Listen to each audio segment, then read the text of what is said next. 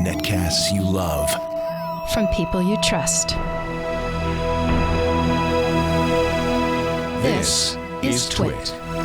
Bandwidth for the new screensavers is provided by CacheFly at CacheFly.com. The new screensavers is brought to you by Slack, a messaging app for teams. Slack makes your work life simpler, more pleasant, and more productive. To try it free and get a $100 credit toward a paid plan, go to slack.com/NSS. And by Prosper. Prosper is a peer-to-peer lending marketplace that connects people who are looking to borrow money with those who have money to lend. Visit prosper.com/twit to apply for a loan now. Turning kids' wheelchairs into epic costumes. Ben Heck's Halloween hacks. And are the bots taking over? Live from the Twit Rick House in beautiful downtown Petaluma, it's the new Screensavers.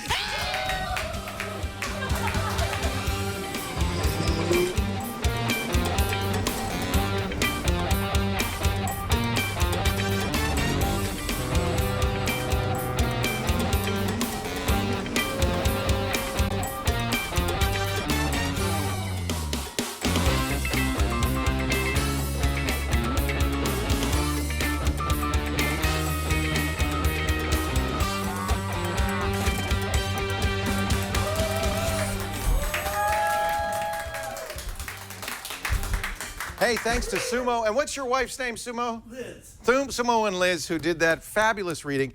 I got it. Hello, everybody. Welcome to the new Screensavers. Leo Laporte. Patrick Norton. The old Screensavers are back together. Episode 25 for Saturday, October 24th.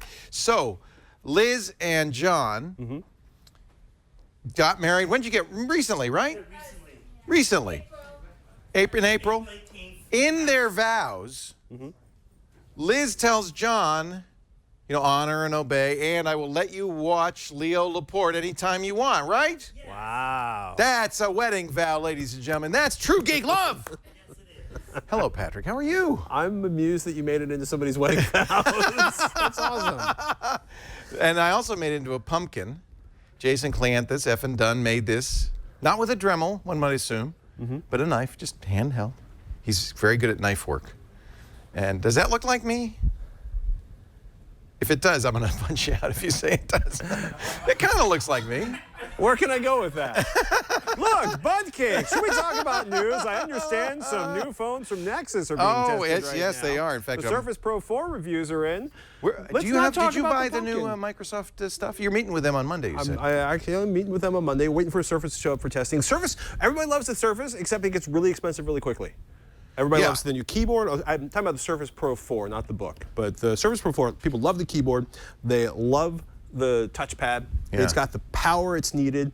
I'm not too thrilled. Microsoft's like $899. Well, yeah. But that's with a Core M price. processor and 4 gigabytes of RAM. And even I don't run Windows 10. All these companies are doing this. Even Apple does this now. They have the beginning price, the price that they publicize is the phone you don't want or the laptop you don't want, because you're always going to get at least one step up from that. Well, yeah, but it's funny because the Lenovo's new Yoga M's, or the M900s came out, which are gorgeous, right? Especially if you're into tangerine orange or clementine orange. Clementine. That is a distinctive laptop. But their entry-level notebook is essentially a $1,200 version that is usable with a Core i7 processor and 8 gigabytes of RAM. So. And that $899 Surface Book has a 128 gigabyte hard drive. But if you want 16 gigabytes of RAM, then you end up getting a larger SSD. It's interesting how it gets blocked out. But by all accounts, lots of power. Keyboard feels great. People are loving the. I kind of feel like Microsoft keeps the price high because they don't want to get in the way of the OEMs. They want to kind of offer, this is a premium price product. We want to show the high end. And they want to leave space for the rest, because they don't want Lenovo and HP and Dell to stop making PCs. So they're going to give them somewhere they can work in that area below the top price. The Surface Book is the Surface Book. Did you see the top of the line Surface Book's over $3,000? It's crazy. It gets ridiculous really quickly. So I got kind of the middle. I wanted one with a GPU. They have a new one a lower end one that has a GPU. I got the i7 with a 256 gig drive and 8 gigs of RAM. Still a little under Expect that should come on Monday. I'm looking at it's in Memphis right now. Memphis. Yeah, it's enjoying Graceland. I've been really fascinated lately, watching, because I haven't tracked things for a while, but then it's been interesting because I've been using the Amazon same-day delivery, Right. which is really, because we live so close to San Francisco, everything shows up. So I'd be like, oh goodness, I need an MSATA SSD and 16 gigabytes of And RAM. you can get it the same day? And I don't have to, and it'll show up at like 8 o'clock at night. wild. The downside is I had a whole bunch, like $300 worth of stuff that was supposed to arrive at my house yesterday. And I'm like, gosh, it's like $750. I wonder if they're going to make it. Did it? And I walk out front. It's sitting on my porch on the steps, visible from the streets, like they didn't knock. And I'm like, come on, guys. You could knock. You could knock. I have a feeling this Microsoft laptop actually flew over us because it came from China to Memphis, Tennessee, and then it's going to come back to California. I think I saw it. I looked up and I thought, there's my laptop flying to Memphis. That's FedEx for you. It's FedEx. Right? So there is other news. By the way, coming up, I should mention, we've got a great show for you.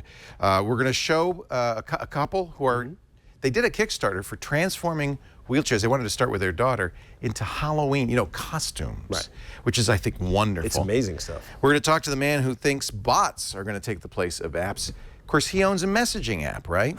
It's messaging apps are really, I think messaging is really where some amazing stuff's happening. The great Ben Heck will join us. He's going to have some Halloween hacks. We're going to take some questions. But first, Ron Amadio joins us from Ars Technica. He's the Android guy. Hi, Ron. Hey, guys. How you doing? I am great, and I'm very excited because I think I have a 6P somewhere between Memphis and Shenzhen, China as well. On that plane with your laptop? Yeah. So you, like others, got a 5X and a 6P review unit about a week ago now. Yep. And wrote your review. And you and I think a lot of others agreed this is the Android phone out there. A few people, unlike Ron, a few people did say it's almost as good as the iPhone. Ron, you didn't do that, and I thank you for that. So you decided to keep the 5X, though. Yeah, I just wanted a smaller phone. I don't really need a 5.7-inch device. So the 5X is 5.2 inches, which is just fine for me. I mean, I would love to buy like a more premium 5-inch phone, but I care more about the size more than anything, I guess. But let's get your, in a nutshell review. These are great phones, aren't they? Both of them. Yeah, definitely. I mean, Nexus devices on paper have always kind of been like a good idea where you kind of get a phone with no crapware directly from Google, super fast updates, and it's kind of Android the way Google meant Android to be. But in the past, the hardware has always kind of been, you've always had to take some kind of compromise to get a Nexus phone. So usually the two things have been like the cameras have been terrible and the batteries have been like super small. But on these two new devices, they really made like really well-rounded hardware that kind of nails everything you would want in a phone. The cameras are fantastic. I mean, I feel like it'll trade, blow for blow with whatever great Apple camera you want to throw at it. The battery life is fine. They're plenty fast. The displays are great. They've got fingerprint readers on the back now. And once you have this great stock Google software along with this great hardware that's like really pretty cheap for what you're getting, it's pretty hard to justify any other Android device right now. So Samsung, HTC, LG, they should be nervous right now. They should be. Yeah, I mean you're getting all this weird like skins and everything else from them that just doesn't. It's not worth it. These are way better and cheaper. I mean, the 5X starts at $380. Is Google subsidizing that sale price at all, or Samsung and everybody else making that much more margin on their phones? I mean, Google doesn't need to make a ton of money from hardware sales, so maybe there's really no official line on whether they're subsidizing this stuff or not. I mean, we've seen prices, we've seen stuff in this price range from other companies too, Xiaomi and some of these Chinese companies have been able to survive on like a super small profit margins. So, in terms of storage on the 5X, I mean, I gotta say, as somebody who waited to buy a Motorola G until there was an SD card slot available in 4G, is 32 gigabytes enough space for most people? That just seems like I would run out of space almost immediately. Well, the 5X starts at 16 gigabytes. And I mean, for basic usage, you can survive. I mean, you'd be storing stuff in the cloud a lot, and you really can't download big giant like console quality games that are out there. But if you're just into, checking emails and sending, text messages and all that, it's 16 gigabytes is fine. Like, I mean, anybody can find this out for themselves. Just look at your current phone, go to the storage options, see what you're using right now. 72 gigabytes. Okay. So I'm at the far end of the bell curve. That's on your Apple iPhone 6, yeah. It's definitely something to think about, but it's not a hard decision to make for most people. Just look at your storage, see what you're using right now, buy something that will give you that much storage and some room to grow. I have to say, Google had an amazing quarter with $18 billion in revenue and $4 billion net income this week. They announced their results. But it's not an insignificant amount of hardware. I'm trying to find the hardware number, but they do all right with hardware. And I think that's kind of an interesting thing. This is new for Google to actually be making money selling phones, TV devices, Chromecasts, things like that. They've really, like Microsoft, they've suddenly become a hardware company. Anyway, I can't wait to get my 6P. I'm really looking forward to it. You said battery life, like what? Like 18 hours, 20 hours? What are we talking here? Oh, well, I mean, that always depends on your usage and your brightness and all that other stuff. But we have standardized battery tests where we normalize brightness across devices and throw it at kind of a benchmark till it dies. And it's in the same range as everything else. I mean, personally, I would always like more battery life. I'm never really satisfied with how long these things last, but it'll last just as long as any other phone. And that's not enough for me. I think the current crop of Android phones it's the iPhone 6S Plus. Goes all day. I got 50% left by the end of the day. I'm hoping that it's close though, isn't it? 631 minutes compared to the 6S Plus's 651 minutes, according to your Rs tests. It makes it the #2 phone out there. So I'm hopeful. A little different when you go to the WebGL tests, but the doze mode that they added on this, it'll go to kind of low power for standby, and that really helps battery life a lot. Like you can just kind of leave it on a table, and it'll lose less than 1% an hour if you don't touch it. Phones always break my heart. I know this one will break my heart too, just like everything else. You just like moving phones quickly. I just want a new one. I think the best recommendation I can give is that I paid my own money for this one, and this will be my daily driver now. So that's probably the best praise you could give a phone. That's the Nexus X, the 5X. The 5X, Yeah, that's the one that Ron Amadio from Ars Technica bought. Ron, great to talk to you. Awesome. Thanks guys. For joining us. I'm interested too in that Pixel C tablet. I don't know when we're going to see that one, but that's an interesting product as well. Eventually. Yeah. In other news, there were good quarterly results. Microsoft had great quarterly results, and Google. In fact, Microsoft stock highest it's been since 2000. Yay, Google. The DOG investigation. Google's doing good too. But both of them, it's cloud services that are doing well, and that's an interesting shift in the way we think of computing. Well, also, Amazon too makes a ton of money off of cloud services. Amazon had a great quarter. Yeah. Now, you're going to have to fill me in on this one. CISA. The computer, what is it? The Computer Internet Surveillance Act, something like that. Right. So depending on who you ask, this is either it's a tech write-up on it. It's kind of funny because Senator Feinstein says, hey, we want people to exchange information with the government so we can take care of this hacker problem in China. Yeah, actually, it's the Cybersecurity Information Sharing Act, and that's what it does. It allows companies like Google, Apple, Microsoft to share information with each other about hack attacks, but also information with the government. Just like your kindergarten teacher taught you. Sharing is caring. Well, here's the thing. Almost the entire industry, little companies like, I don't know, Google, Facebook, Microsoft, and the list is kind of ridiculous because everybody who lives, every single major company that has lots of issues with security and making their business on the internet is against this bill. The major lobbying groups that represent these industries are against this bill because it's crazy because it's bipartisan support, got 83 votes in the Senate, and depending on who you ask, it's either a really vicious, nasty surveillance bill pretending to be a security bill, which sounds a lot like things like the Patriot Act, and I don't like it. Earlier this year, the EFF, which is one of many organizations against CISA, said Congress is stuck in 1984, so they don't understand modern technology, so we're going to communicate with Congress in a way to understand. They had a fax campaign, And they sent 6.1 million faxes. We sent 6.1 million faxes opposing CISA. Turns out hundreds of thousands of them were deleted by the sergeant at arms without anybody ever seeing them. What's all these faxes coming in? Turn that machine off. Public speaking. We don't need the public opinion. Boy, that's a good campaign, though. I like it. It is a good campaign, but it's, okay, I mean, to give you an idea of how many organizations, companies don't like this, Apple actually came out and publicly spoke out against it. Understand, Apple's smart.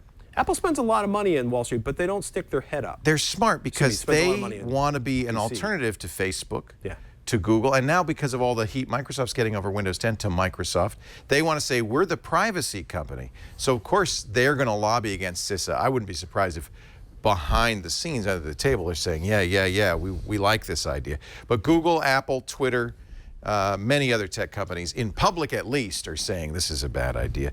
Will it become law? The Senate's passed it, the House has passed it. There now will be a reconciliation, and at some point they'll come up with a common law that the president will have to sign, and then it's a law. I mean, the president will certainly sign it because he's in favor of anything that makes it easier for it seems to be in favor of anything that makes it easier for the NSA or any three-letter government agency to suck down all of the information from all of the American populace. Not that I'm bitter and cranky. You sound bitter and cranky. I do sound bitter and cranky. But, Senator Wyden up in Oregon, it's like all these vague terms, widen the pipe of data that companies can send the government, expanding CISA into a surveillance system for the intelligence community and domestic law enforcement.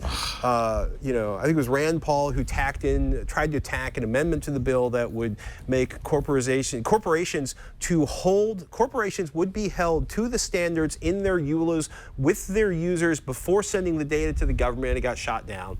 So it's either the Senate doesn't really understand what could happen with all of this data, or they don't care. If you want to fight, go to fightforthefuture.org. Actually, when you load it, I love it. You get a little picture of the I guess the cookie turned it off, of the NSA spying on you, and they talk about how you can fight for the future by contacting your member of Congress, your Congress critter, and lobby against CISA. It's good. If you go to they have a listing on this of all of the companies that are against this and all of the companies that are for this. And all of the companies that are for this are kind of notorious for not being particularly great about privacy to begin with. Fightforthefuture.org. Would you like to, only if you're in the mood, do a call for help? Fight the U.S. Senate? Yes, sure. Let's fight the U.S. Senate. Or we could do that, or we could talk to Michael from Charlotte, North Carolina. Time for a call for help. Help me. Hello, Michael. Hello, how are you? Girls on the Run, 5K.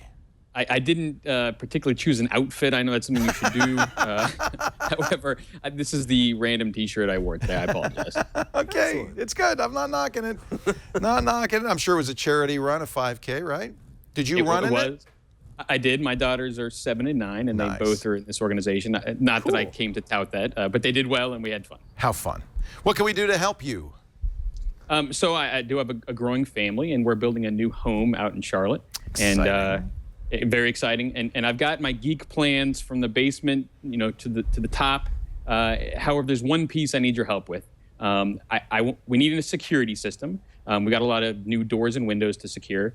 However, I don't want to pay someone, a monthly fee for 2 years to have them install something that I don't think is going to be up to the snuff technologically. So there's got to be a good geek solution to a home security system, and I'm looking for you and Patrick's recommendations. Well, understand one of the things you pay monthly for is not the hardware, but the monitoring. The monitoring, and it's a big deal because there are a lot of situations where the police might take a monitoring company more seriously than they would your DIY/home assembled system. And this is, it's interesting because it changes a lot in communities. Like Charlotte is blowing up, right? I mean, have they built like every available square foot of Charlotte into housing? Obviously not, because you're building your house. But in terms of development, right, as a city gets huge, the response time often goes down, or what qualifies for actually rolling a police car to your house. I mean, do you want an alarm system where if there's a fire alarm going, a fire sensor goes off, or a smoke alarm goes off, or the door gets kicked in? Do you want the police to be called, or are you just looking for something to sort of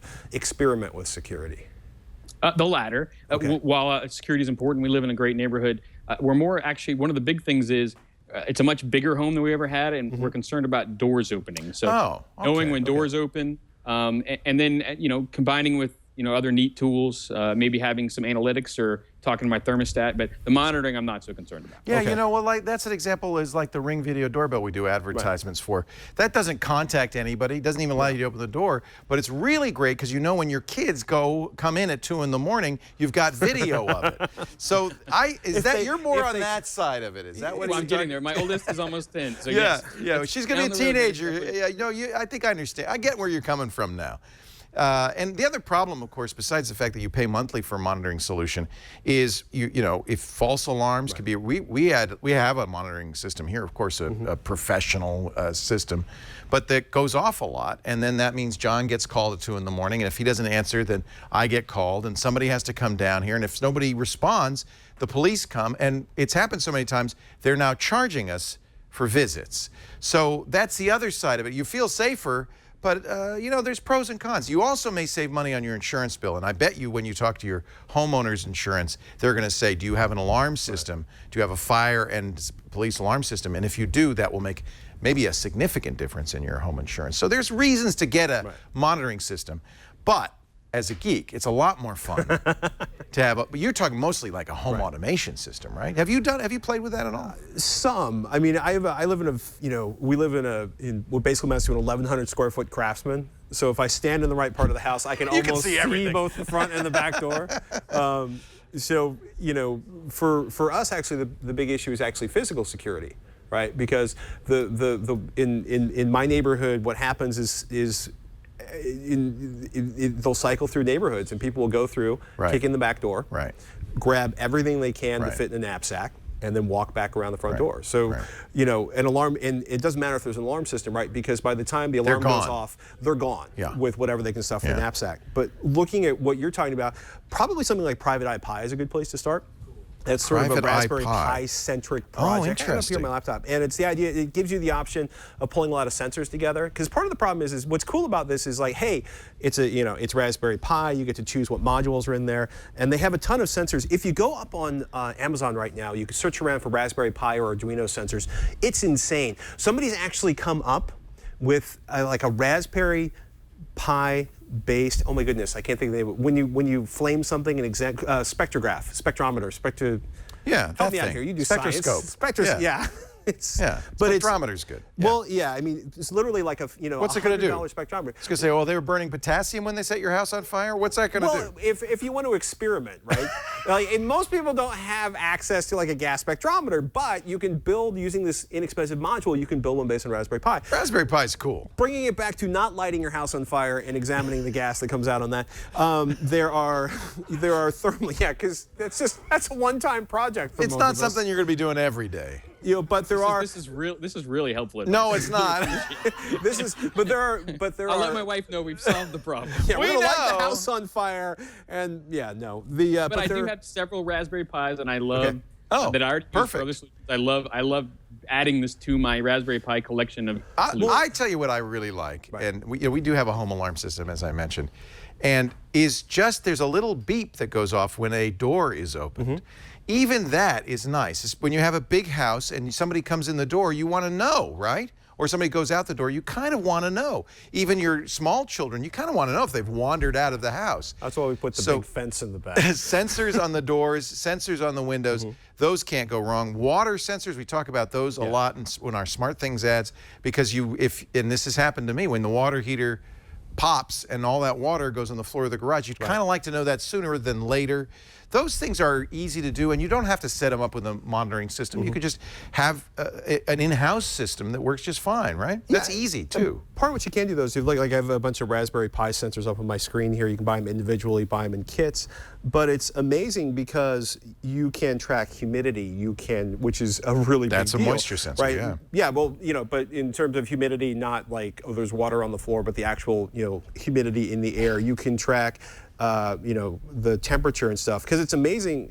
One of the things that was amazing for me was starting to track the temperature in different areas of the house, which is an incredible pain in the tuchus if you don't want to start spending a lot of money for multiple devices. But with multiple sensors, you can set up very cheaply to kind of figure out like, oh, was my house actually insulated properly? Is, my air being distributed? Because a friend of mine had like a 5,000 square foot house, and what they found out is one part of the house was cold because they actually, the ductwork was blocked because they left a piece of cardboard in the ductwork. Which sounds, you laugh, right? But it was like, they were trying to like, oh, you just put on a sweater. Oh, it's just your mind. And they're like, actually, no, actually it's 12 degrees colder in this part of the house because there's no heat going into that part of the house. Do you want, Michael, do you want cameras? Is that something else you would like? Because a lot of people, when they talk about security, like the idea that they can monitor inside and outside. Maybe they're not home. They can see if there's somebody in the house. When they're at home, they can see if there's somebody outside. Is that the kind of thing you'd want too? Yeah, I think we do that too. We've already planned on, thanks to your advertising, to put the Ring doorbell in the front. And Love the Ring. Yeah, I don't want to pamper the house with cameras, but having a few key places linked in would be nice. Smart Things will work with some of your cameras, like the drop cam. Smart Things also has those sensors. They're a sponsor. I should give you a little disclaimer. I'm sure Raspberry Pi, in fact, I'm looking at it on Private iPi. They have webcam surveillance projects as well that you could set up with a Raspberry Pi. But I mean, do you really want do you need a Raspberry Pi for each sensor, or is it? Depends on how you're setting it up and what you're doing. Okay. I mean, you could end up with a lot of Raspberry Pis in your house, but I mean, they're cheap, but they're $35 a pop. Well, but that could be a lot less than buying like a bunch of doorbells and a couple of extra accessories. I mean, it's amazing. It's amazing as the Internet of Things kind of ramps up. One of the things I'm noticing is so much of the Internet of Things is about making complicated devices with software that kind of works, that almost interoperates, but still keeps you in a semi-walled garden that you can't actually access in the way you want. The home automation saga, right there. You just nailed it. I mean, like I laugh, like, on some levels I love the Nest thermostat, but on other levels, our particular iteration of the Nest thermostat has a funny habit of turning off the heat when there are people in the same room with the Nest thermostat. So I had to just eliminate that whole feature set. So really, the bottom line question for you, Michael, is: are you doing this because you're a hobbyist and you want to have fun, or are you doing this because you really want to have some protection? Because I'll be honest with you, getting a professional company in there and having them put the sensors in isn't that much more expensive. In fact, it might be less expensive. It's a lot easier. They finish it in one day. They've got monitoring if you want it. We have also a panic button, which is great, that will immediately call the police if you hit the buttons in a certain way. If my wife's at home and there's somebody outside pounding on the door, she can press that panic button and get immediate response. Those are the kinds of things that really do give you peace of mind. The little beeping sound when people open the doors. All of those things can be done very quickly and easily, and probably will save you money on your homeowner's insurance. But that's only if, it depends. Do you want to mess around with it? You can mess around with it. Do you want to actually have it work and have it be simple? Well, if you want it done, right? Yeah. Do you want it done? If you want it done, I mean, it's funny. That's like, we paid for it. I know a lot of people who like SimpliSafe because it's month to month. They don't like, because a lot of monitoring companies lock into like 2 years. What is this? SimpliSafe.com. This was a Kickstarter. But it's interesting. It? I don't know if it was a Kickstarter, but it's like traditional monitoring systems, but it's very, very inexpensive, and you can drop the contract at any time. They don't lock you in. It's month to month. Yeah, I like they have a huge amount. You can set it up yourself, configure it yourself. People seem to really, really like the interface. It's available on the phone. That is certainly an option. And if you wanna have fun hacking around, or if you're sitting there, like I want exactly what I want, check out Private iPi, projects.privateipi.com. And that you can start playing around with the Raspberry Pis, and start searching around on Amazon for Raspberry Pi or Arduino sensors, because there's a ridiculous number of them, and it's kind of fun to see what you can start playing around with. SimpliSafe.com. And they do have professional monitoring, but you don't have to use it. You install it yourself. They don't send out an installer, so it's kind of midway between the two options. A stepping stone. Yeah, that's interesting. How about that for about 100 different choices? But actually, I think you've given me the solution. I mean, if you do 1 Pi per floor, there's 3 floors, and then do some remote sensors via IP, I think you could put it together and still have it be simple and work effectively. I do want it to be fun. I want it to work, but I'm a believer that you can make both happen without just giving up and buying something. Do little videos and then send us some. I'd love to see what you end up doing and how you did it, and maybe we could do a segment on it. I think it's a great idea. Excellent. Well, I really appreciate you all taking my call. All right. I got to ask, did you run Ethernet to every room in the house? I absolutely did. Yes! Cat 6. Yeah, Cat 6 Cat to every 6. room. And then we've got a patch panel in the basement. Oh my gosh! I wanted to future-proof it, and we'll put a Wi-Fi access point on each floor, and then try to keep most things running on the backbone. So I've spent a lot of time trying to future-proof the house, since obviously listening to your show and doing this professionally. My network is very important to my family. That sounds great. Yeah. That's awesome. Yeah. Conduit. That was the other thing I was referring to. Conduit. If you ever build a house, run conduit everywhere. Yeah, because you're going to pull new cables eventually, so have conduit. That way you can easily pull them. I was thinking about a one-floor house with a crawl space. See, if we just asked Michael that up front, we would have known, oh, he's going to do the Raspberry Pi. This is a Raspberry Pi guy. I can tell. There's a larger audience. We had information for Thank you, Michael. people. Thank you very much. Really appreciate it. Great to talk to you. Enjoy your new home. If you would like to be on the show and get really interesting responses like you just heard here, here's how. Need tech help? The new screensavers are here with answers. Email your tech questions to newscreensavers@twit.tv.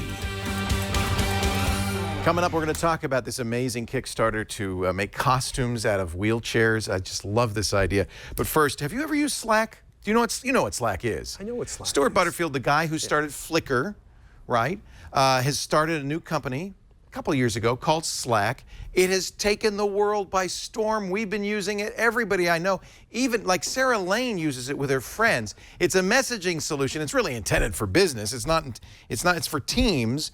But I know a lot of individuals who use it as well because it is the best messaging platform you've ever tried. It brings all your work communications into one place.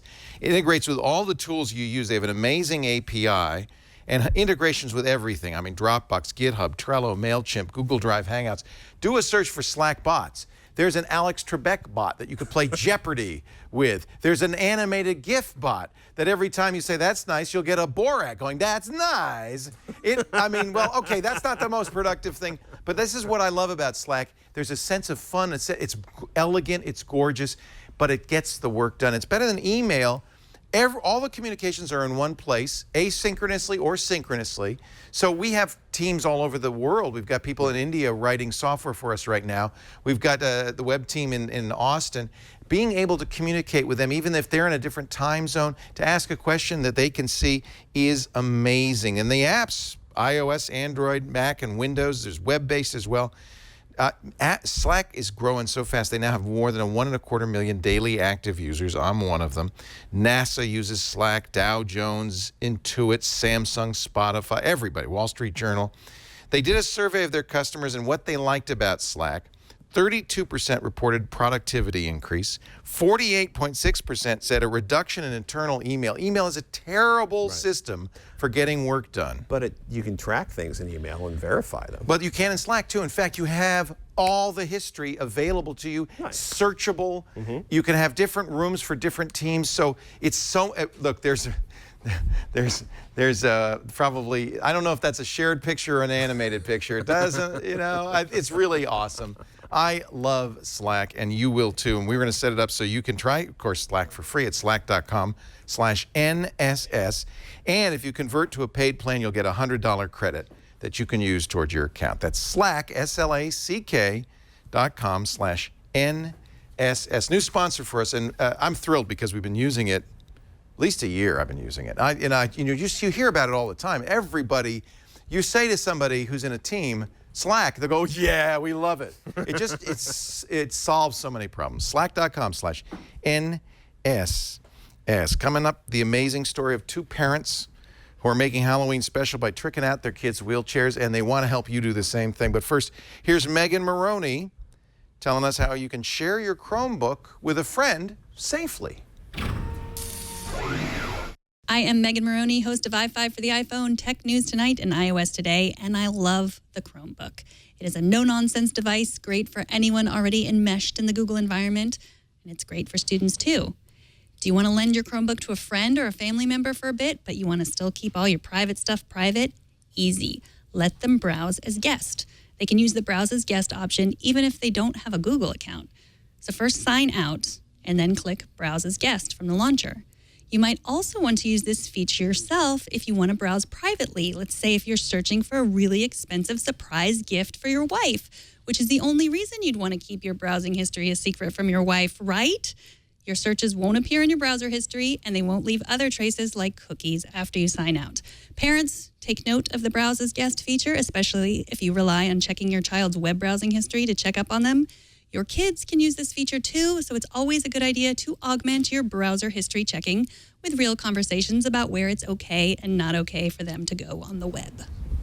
Thank you, Megan Maroney. Megan, of course, does Tech News Tonight every Monday through Friday, 4 p.m. Pacific, 7 p.m. Eastern Time, right here. Also the host of iOS Today with me, i5 for the iPhone, and you see her all the time, and you remember her from the old days. We go way back. The good old days. Look at this amazing, amazing wheelchair. Halloween is coming, and I think there are a lot of parents with kids in wheelchairs who'd be very interested in this Kickstarter project. Joining us right now, Ryan and Lana Weimer, to talk about the magic wheelchair. Hey, Ryan, how are you?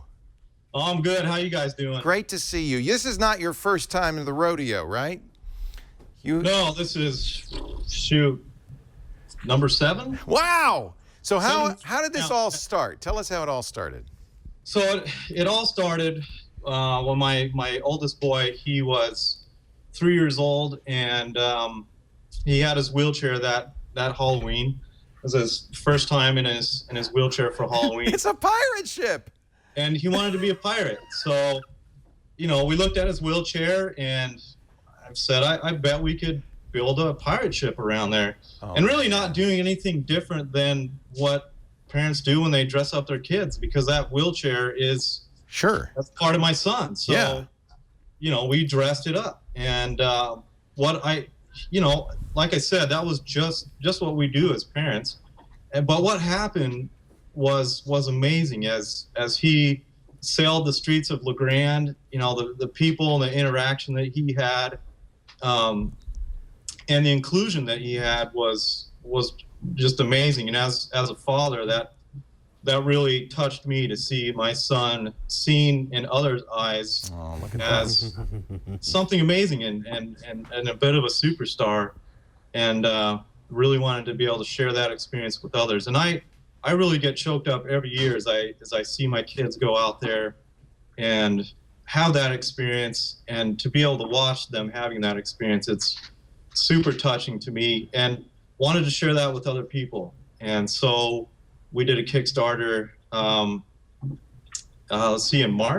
June, and raised 25 grand. We wanted to raise 15 grand to build costumes for 5 other kids. That's so we ended up raising 25 grand. So we are building the best costumes ever.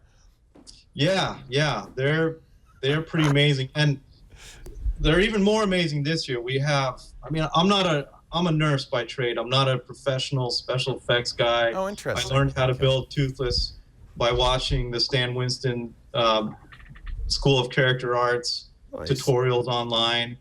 And the guys that we have building this year, they have, 2 or 3 of them. That's what they do. They built for Disney. They built for Legoland. So they're building amazing things. We have a couple high schools that are helping out.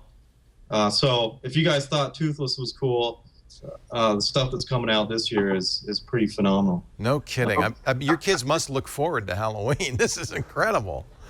They do. It's funny though, because we've done this. This is really normal for them. As amazing as those costumes are, it's pretty normal for them. They're always excited. But like come November 1st, they don't want to take it off? I wouldn't. Yeah, they love them. I would want to ride around in that all year long. I actually set it on the chair and rode around in the front yard with it the other day. That's pretty awesome. Oh man, how cool is that? That's cool. Yeah. So you have 3 kids in chairs. My daughter, she passed away. Oh, I'm sorry. Oh, so sorry. We do have 3 kids that have spinal muscular atrophy. And my daughter, she's our second, and so sorry. She passed away just a few days before her 3rd birthday. But we do have Keaton and Bryce that are in wheelchairs now that we're building a the Indominus Rex, and this isn't Magic Wheelchair. This is just me doing what I do every year for my kiddos. Nice. The Indominus Rex from Jurassic World, and then a mining pod from Guardians of the Galaxy. And Magic Wheelchair is building 8 costumes. We're building, and we actually just did our first reveal yesterday. And you can go to Fox 12 News in Portland, and you can actually watch that clip of him getting that costume. And it's that smile that he has, and that raw reaction of seeing. He wanted the Quinjet. That was his ideal costume, and just seeing him see that thing for the first time, and that raw smile and excitement was amazing. How long did you work on that? So the Quinjet was actually built. Are you talking about toothless, or are you talking about this? So which one are we looking at? This is toothless right now, right? It's toothless. Yeah. Toothless. That's the original. That's the one I did last year. Okay, last year. Okay. That took, man, it was 150, 200 hours to make. Wow.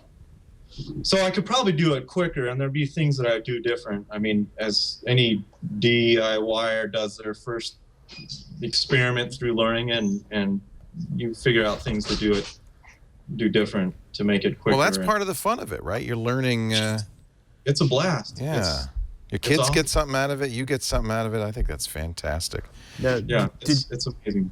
Did you build the Quinjet, or was that one of the team that built that? No, actually, and that's what's cool too, is this team down in California, Central California.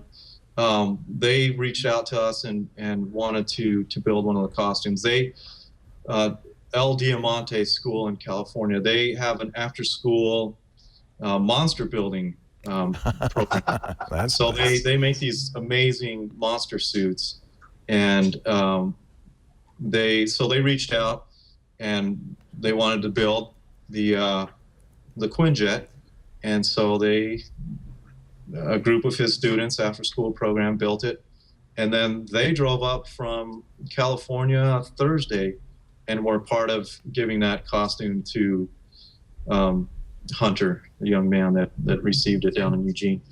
And that's not the ideal. We want communities serving communities, and builders not having to drive 12 hours to be part of delivering a costume. But this first year, we were frantic to get enough builders on board, and we don't really have that problem now.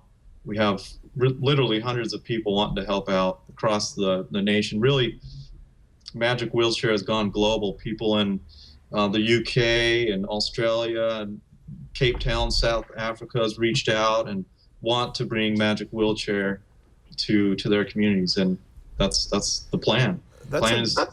Did they? I mean, that's one that's amazing too. Did this all happen as a result of the Kickstarter project, or the attention that Magic Wheelchair got from the Kickstarter project? No, the BuzzFeed is really what blew things up, and I'm kind of social media lame. I don't tweet or Twitter or Tumblr or a lot of the things like the BuzzFeed. They sent us an email. They're powerful, boy. They are powerful. Yeah, I mean, our video has 17.5 million views, and it just keeps growing. And after that, things just blew up, and we got tons of requests from kiddos and families, and then tons of volunteers wanting to help out, and amazing people, engineers, and special effects artists, shop owners. I mean, all sorts. A fire station in New York City wanting to build a costume themselves, and then get the rest of the departments building. So, and high schools, a lot of college students, engineering students, MIT students. So really across the board of skill sets, and there's the video right there. He's got a blindfold on. Oh man, it's a Quinjet! Oh, holy cow! Holy cow! That's kind of, I want one. That's kind of a dream come true. Look at that. That is so awesome. So I imagine there are kids all over the world who would like to do this. Can they go to magicwheelchair.org and say, hey, can I have one? Yeah, absolutely. Head over to our website. There's a submit button. There's a volunteer button and the big donate button. That's probably the most important button right there. That really is. I mean, that's our biggest hurdle right now is materials. And, the materials to make these things can be pretty spendy.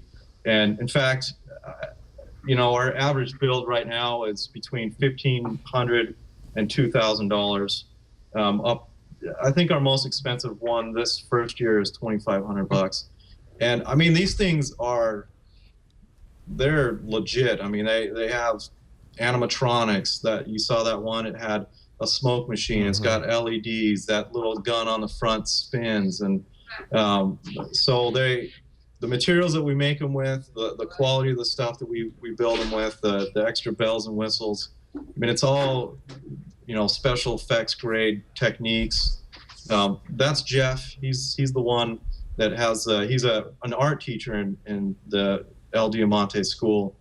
And that's his son right there, right? That's Hunter. That was Hunter. Yeah. Wow. Oh, Hunter looks pretty happy in there.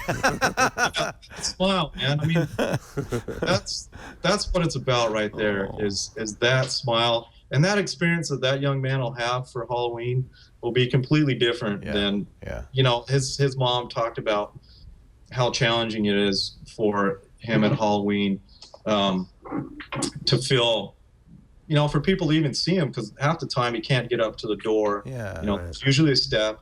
And I know how that is. I mean, my kids are the same way. But with these costumes, dude, people come out of their house. Sure. Pictures. I told them, because when we were there and when we did the reveal, somebody drove by, slowed down and were staring the whole time as they drove by. And I said, get used to that. A lot of people will drive by and then turn around and get out and take pictures. And that's the experience that we want to create for these kiddos and, create some inclusion and help bridge gaps. I think a lot of times when we see something different, we distance ourselves from it. And we want I think you're right. to break that barrier down. And that's an easy way to do it. Yeah. What are you building back there? Is that a whale? What the heck is that? Here, I'll show you. So this is Felix. Felix is a Hey, Felix. At work. Hello. Oh, look. It's a dinosaur. Holy cow. Oh, my gosh. That is incredible. That is awesome.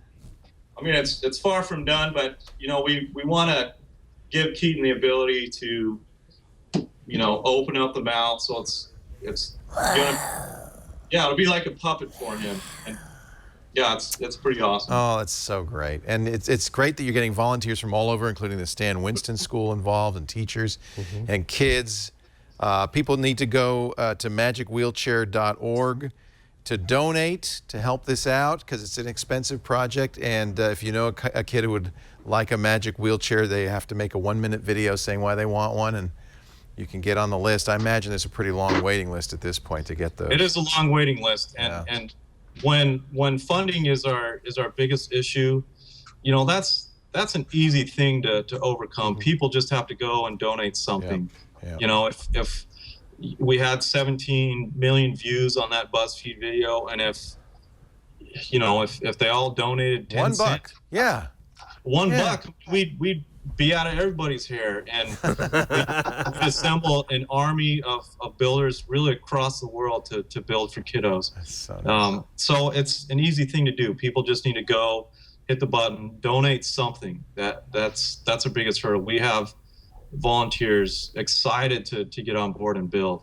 And if you're one of those people that want to get on board and build, then send us a email through our website. Tell us where you're at, what your skill sets are, what you're interested in doing, and we'll put you to work. It's an amazing thing in so many different ways as we get communities involved, serving kiddos in their communities. That's going to be our plan for growth is finding volunteers where we have kiddos and getting the community involved in fundraising and building for those kiddos. Ryan, it's such a pleasure to talk to you. This is such a great project. It's so fun, It's so heartwarming. I just love it. MagicWheelchair.org if you want to learn more. And keep up the good work. Every year we should check in and see what you're building. You absolutely should. Yeah. We'll be on the Today Show. They're coming down Monday, so you guys watch the Today Show. Good. And, you were on last year, right? On the Today Show? Yeah, weren't you? On the website, yeah. Oh, okay. So we'll actually be on nightly and then Today Show weekend. Nice. So they'll actually be showing a reveal at an assembly in a high school up in Portland. So it'll be awesome.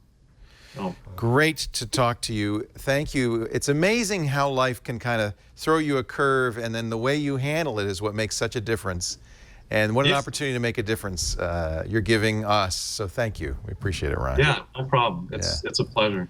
Ryan Weimer and the Magic Wheelchair, magicwheelchair.org. Take care, Ryan. Yep, you too. Isn't that cool? It's awesome. Don't you want to make one for your kids? They're not in wheelchairs, but who cares, right? We actually make our kids' costumes. Yeah. That's fun. They're not that big and they're not that complicated. Yeah. But that's all. I mean, it's really fun. It's amazing. Neat. It's amazing. Halloween's only a week off. It's not too late to make a costume. I was always tinfoil man because it was always like the night before. Always? Yeah. You could have alternated tinfoil and, a bubble ghost wrap costume. A couple of years I did bubble wrap. I'm surprised you didn't wear one of your smoking jackets. Oh, now? Oh, I'm much more sophisticated now. I'm talking about when I was a kid. You had a smoking jacket when you were like junior high school. Yeah, you're right. I've heard that story. I had a smoking jacket when I was 4. Are you kidding? Are we... Hi, how are you? Good to see you. Welcome.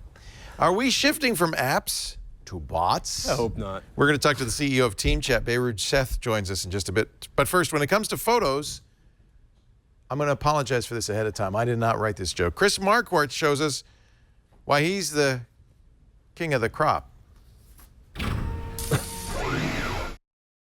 Hey, hello, it's Chris Marquardt again with another photo tip for you. This time it's about composition, about post-processing. We are usually in a mindset to step back and get everything in the shot that we need. But sometimes it's much, much better if you go in close, if you go into the area that's interesting for you and cut stuff out, not have everything in the shot. That'll make it more interesting. That'll open up room for interpretation by the viewer. They'll have to kind of put their own story in it. For example, with this picture, I decided to not include the entire plant, and I'm actually gonna go even further. I will crop out even more, and this way, I believe, create a shot that is a bit more interesting than if I showed the entire plant. That was it for today. Thank you. Thank you. We love Chris Marquardt, king of the crop. Now, ladies and gentlemen, I think this would be a good time to get Beirut Seth on the line. He's the CEO and founder of Team Chat. He's behind you. Ah! Hi.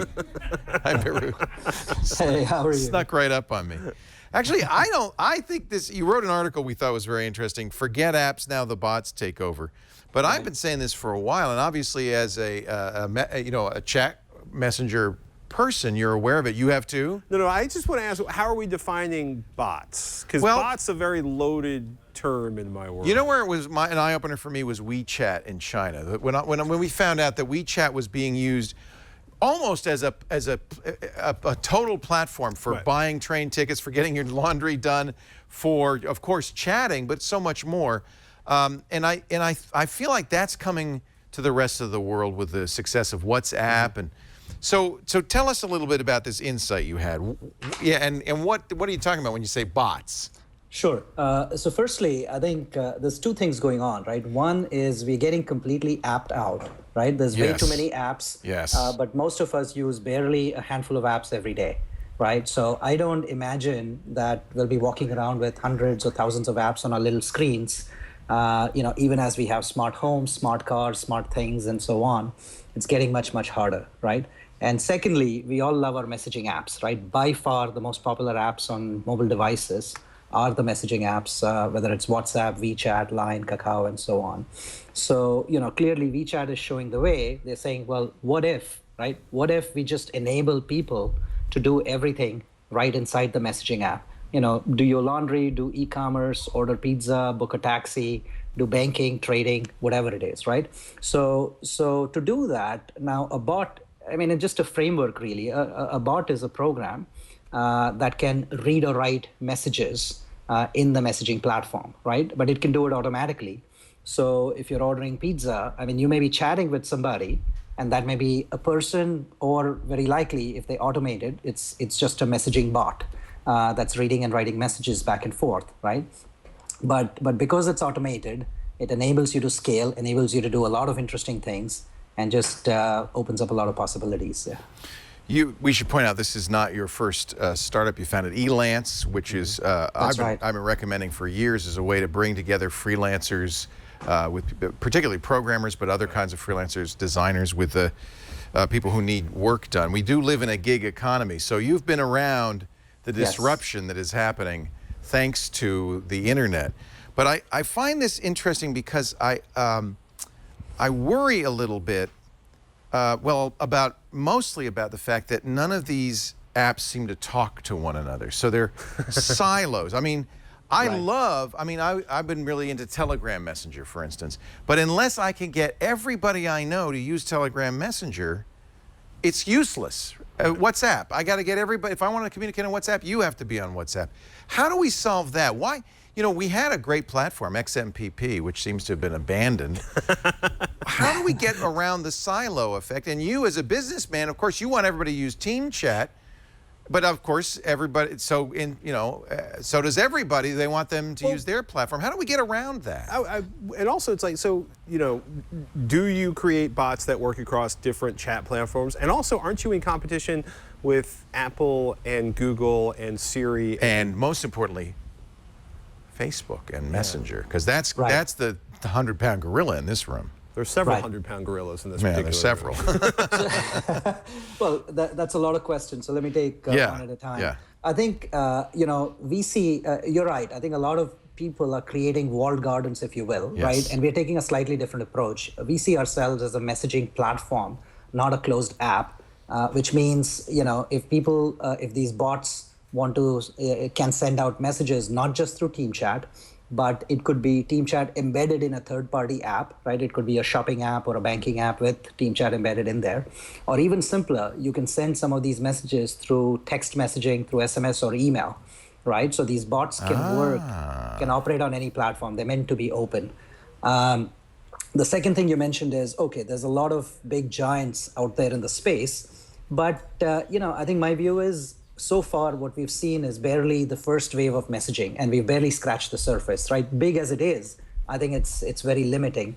And what I mean by that is most of these messaging apps, they treat the basic message as a plain text message, okay? And when a message is just plain text, it's really dumb. There's a lot of back and forth. So imagine chatting with a bot in plain text, right? Now the bot has to solve natural language processing. It has to do, artificial intelligence to understand what you're saying. There's too much back and forth. And what we've come up with, we've invented something different that I think takes messaging to a whole new level.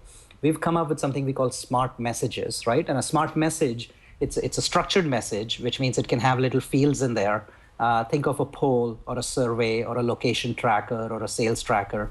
So there are little elements in there, and when users click on it, if they select option B, now the bot knows what you just selected. It doesn't have to read your mind. It doesn't have to parse the words or work through spelling errors and so on to figure out what you said, right? So with structured messages, bots become much more powerful. So I think it's going to be really hard for Facebook, for Slack, for WhatsApp, and so on to enable advanced bots, right? They'll do the simple stuff, the basic stuff, things like Siri, Cortana, or Facebook M, and so on. But if you really want to take it to the next level, do sophisticated bots that can do, banking or trading, or, even on the enterprise side, it could be sales or HR, in just about any advanced workflow, you need smart messages, and that's what we've done. That's what we've invented. Wasn't that XMPP, though? Wasn't that the whole idea? Well, yeah, I think XMPP is sort of just the messaging protocol, but the point is each message within that is a container, and it can, it's a smart message, meaning it can render itself, it can handle itself. You can put logic in there, right? So for example, imagine you send a message out to somebody, it's a task that you're waiting for, and if they haven't responded in a few hours, it reminds them again, and if it's urgent, it becomes red in color, and becomes very prominent and doesn't come back until the person responds to that, right? Think about it. So that message is smart, it knows what to do. It's not just a little notification that somebody sent, which, once you get thousands of notifications, you forget about it. Here, it has meaning. The packet kind of understands what to do, where to go. And then, by the way, if somebody responds to it, it also knows what the next step is, right? Think about approval workflow, right? It sends it, the manager approves it, then it goes to HR, then it goes to finance. The whole thing gets done without a lot of follow-up and back and forth. Would you consider licensing this to some of the other organizations out there? And when I say organization, I mean if we're talking about WhatsApp or Facebook or so that there could be sort of a single standard for all. I assume you have no interest in open sourcing this. Well, so firstly, we have already published SDKs on our website, APIs and SDKs, which means exactly like you said, anybody can license it, embed it into their app, and use it. And we are thinking about how open to make it. Of course, there are pros and cons of every approach. But I think the potential of this idea is massive, and we'll figure out the right balance. I mean, if it makes sense to really open it up, right? So the bot SDKs on our website, by the way, anybody can create bots. Those bots they're proprietary, meaning people can own it themselves. They don't have to share it with us. It's in the cloud. There's a bot store that we've launched, right? The bot store is like the new app store, if you will, which means you can very quickly invite a bot, no download required, nothing. You just start chatting with them. And an ideal bot, by the way, would be such that you won't even know. Is it a human being? Is it a program? I mean, they would pass the Turing test, so to speak, right? So those are the best designed bots, and that's how I see this playing out, yeah. Do they run indefinitely, or do they run until their task is? Well, you're laughing. They have a life of their own, of course. I may not care if the joke bot has a life of its own up to a point. Correct. I may desperately care if for some reason after that 18th knock joke, you will care. Yes, I'm getting phone calls and people are coming to beat me down. It's in my turning queue. red because you haven't answered. Right. Who's there? Well, but it's a frightening thought. But or if if I give a bot my credit card number so it can buy, plane tickets when the price seems to be at the absolute low, or whatever particular, awesome. Function. I mean, how do we control bots and how do we shut them down? I mean, how do we?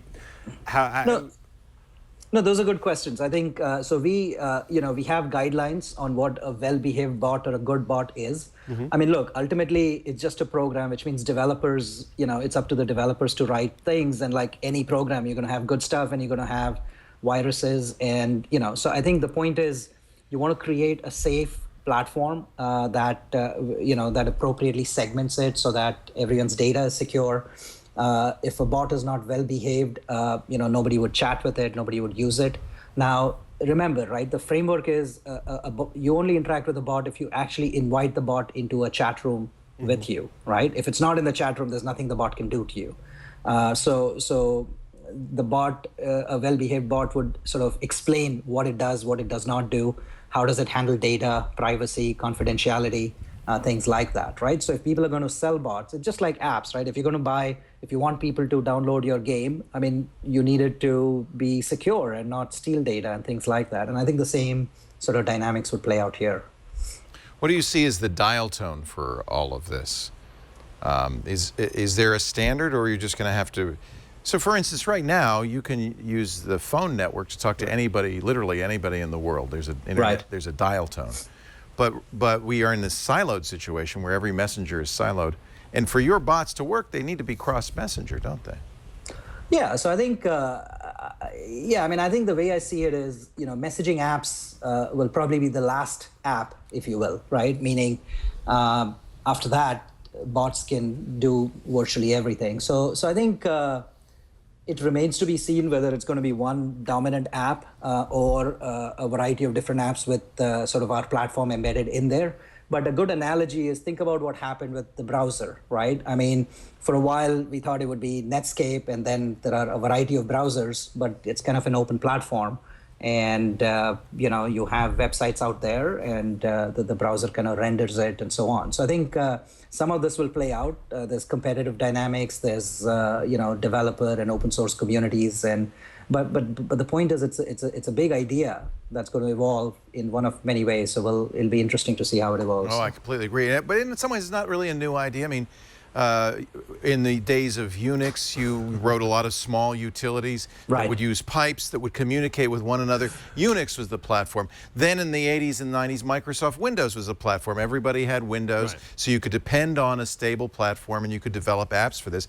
I love this idea. As we move into the cloud, there needs to be a platform that we can all count on, rely on, that's a stable platform that everybody can use. And then you can send your little bots out and they could interoperate and they can get anywhere. I mean, isn't that what TCP/IP is? In a way, that's what XMPP was. Don't we need that kind of a platform before this all can coalesce? So you're right. Look, in many ways, these ideas have been around forever. But the point is, on the big screen, right? We were comfortable dealing with downloadable applications, right? In the desktop era, or websites. You have millions of websites, lots of things going on. But what's changed over the last few years is when you get to a small screen, and the screens are getting even smaller, right? Your smartwatch, your wearables, things like that.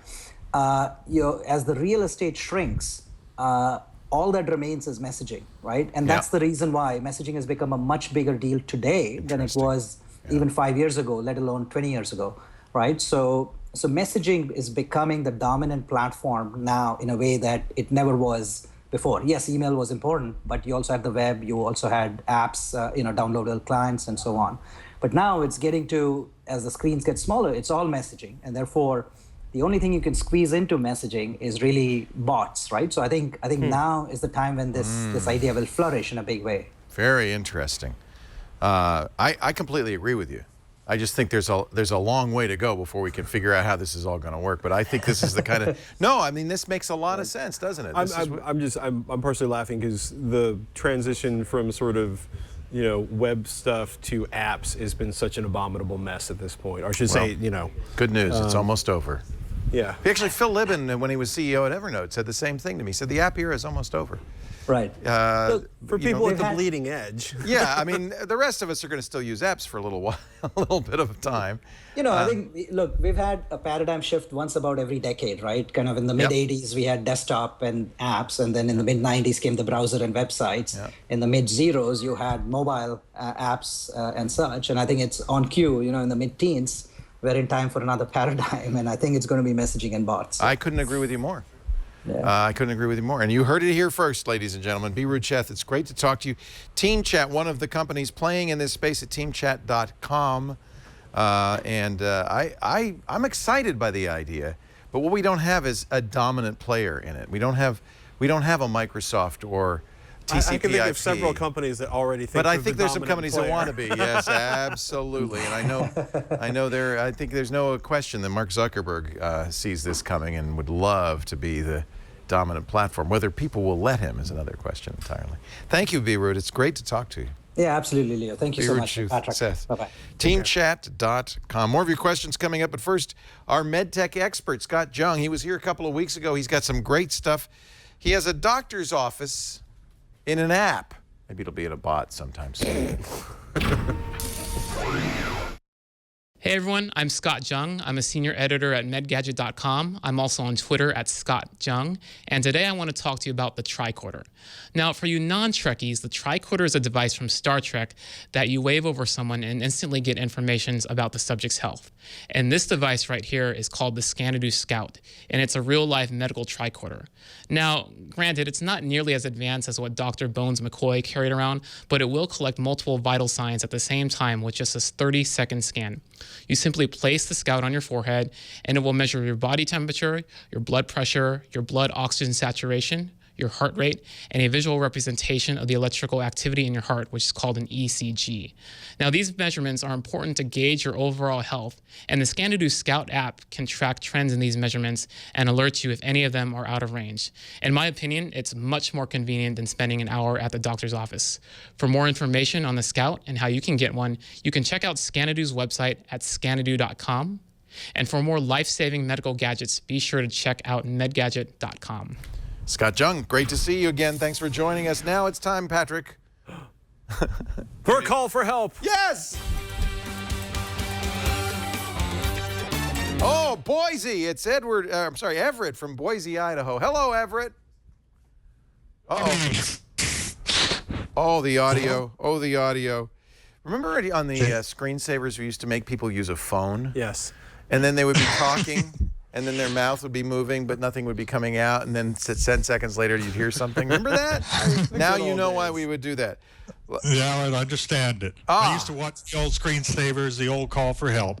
You know, I talked to somebody on the radio show who was on a fridge magnet. Remember we used to have pictures on the fridge? We used to do that, right? It wasn't just Kate. And they were their family was on the fridge magnet on the old screensavers. It's a beautiful thing. So what can we do for you, Everett? Okay, well, I have this small computer business I run, and here of late, people have been driving me crazy. They call me out saying their computer is running slow, and it's these computer optimization programs. Uh-oh. I even had one customer that had 5 of them on it running at the same time. Yeah, that'll make everything faster, 5 times faster, right? That's what they thought.